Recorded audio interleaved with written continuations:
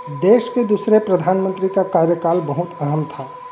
जब कभी आपको पीएमओ, सीबीआई, सीवीसी, एपीसी या बीएसएफ जैसे शब्द सुनाई दें, तब शास्त्री को याद कीजिएगा।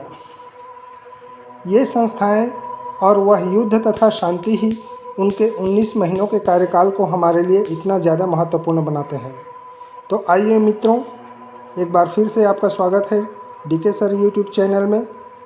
आज द प्रिंट के editor in chief Shekhar Gupta के कॉलम राजकाज में प्रकाशित बामुलाहिजा इमरजेंसी के 19 महीनों से ज़्यादा शास्त्री जी के कार्यकाल की चर्चा करेंगे। वो 19 महीने जिन्होंने हमारे वर्तमान को गढ़ा।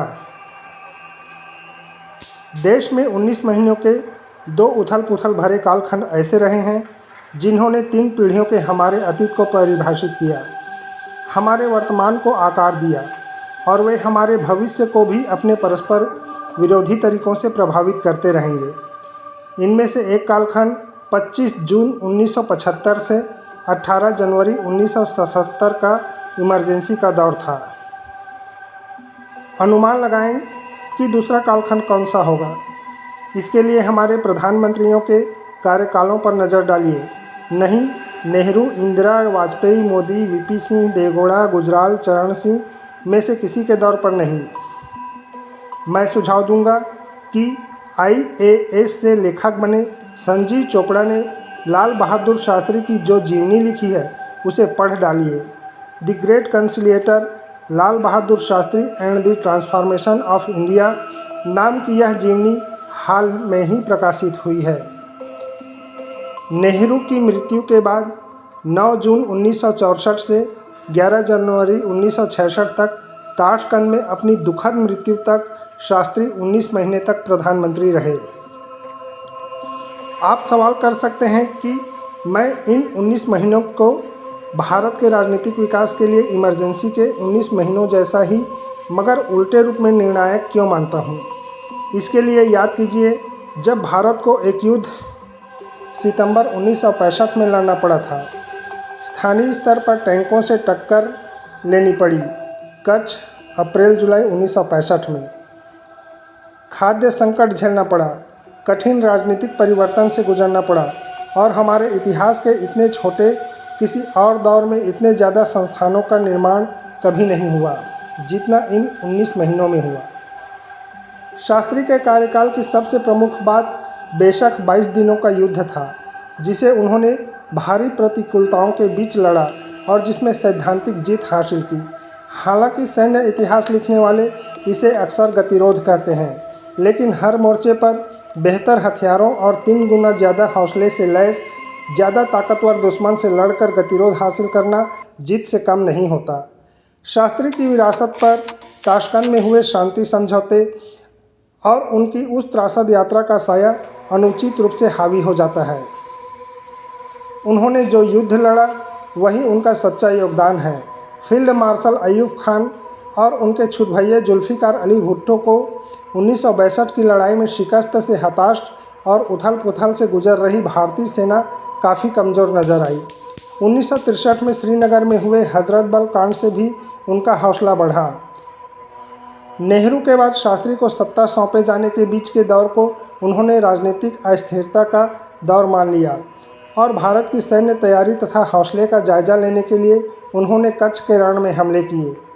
चोपड़ा ने दस्तावेजों के हवाले से लिखा है कि पाकिस्तान ने कच्छ के रण में पैटर्न टैंकों के इस्तेमाल करके अपने अमेरिकी आकाओं को टटोला।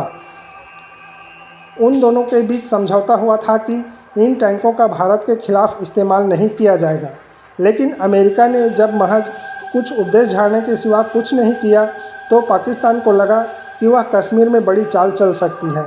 नतीजतन 2 महीने बाद ही ऑपरेशन जिब्राल्टर हुआ और 10,000 से ज़्यादा हथियारबंद घुसपैठिए कश्मीर में भेज दिए गए। योजना यह थी कि ये गिरोह भारतीय सेना को घाटी में जब ध्वस्त कर देंगे तब ऑपरेशन ग्रैंड स्लैम के तहत निर्णायक हमले के लिए जम्मू के आखनूर सेक्टर में टैंकों से धावा बोला जाएगा।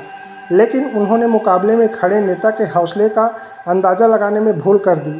प्रायः फौजी जनरल, खासकर पाकिस्तानी जनरल, आम जनता को तुच्छ मानते हैं। शास्त्री की कदकाठी और उनकी शालीनता के कारण उनका मुगालता और मजबूत ही हुआ। लेकिन 5 फीट 2 इंच वाली उस काया में अविश्वसनीय रूप से मजबूत संकल्प वाला देशभक्त मौजूद था।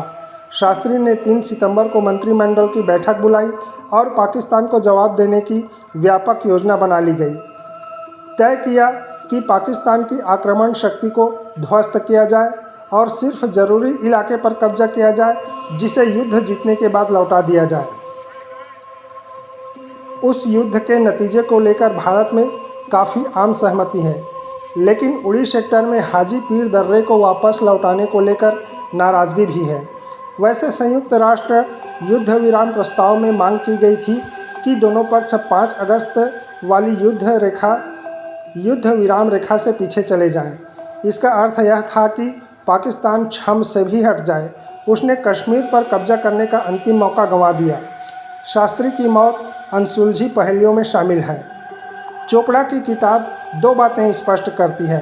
एक तो यह कि शास्त्री को उससे पहले 2 बार दिल का दौरा पड़ चुका था, एक बार 1959 में और फिर प्रधानमंत्री पद की शपथ लेने से कुछ दिन पहले 5 जून 1964 को। वह स्टेंट बाईपास सर्जरी से पहले का दौर था। तब तीसरे दौरे के बाद बच पाना मुश्किल था। दूसरी बात यह कि जिस दिन ताशकंद समझौते पर दस्तखत हुए थे, उस दिन शास्त्री शुरू में काफ़ी खुश थे, लेकिन जब उन्हें देश में हो रही प्रतिक्रियाओं, अखबारों में हाजी पीर के सरेंडर को उछाले जाने का पता चला तो उसका मन टूट गया और चंद घंटों में ही वे चल बसे। शास्त्री की राजनीति के जिन पहलुओं की कम चर्चा हुई है, उनमें से एक यह भी है कि वे नेहरूवादी वामपंथी झुकाव वाले नेता नहीं थे। आप उन्हें थोड़े दक्षिणपंथी झुकाव वाले मध्यम वर्गीय नेता कह सकते हैं। आप उनके उस जोरदार भाषण को भी याद कर सकते हैं जो उन्होंने कम्युनिस्ट नेता हिरेन मुखर्जी के इस आरोप के जवाब में दिया था कि वे नेहरू के रास्ते से अलग जा रहे हैं। उन्होंने कहा था कि रास्ते से अलग होने की शिकायत कम्युनिस्ट सिस्टम में की जाती है, लोकतंत्र में परिवर्तन की बात की जाती है। धन्यवाद।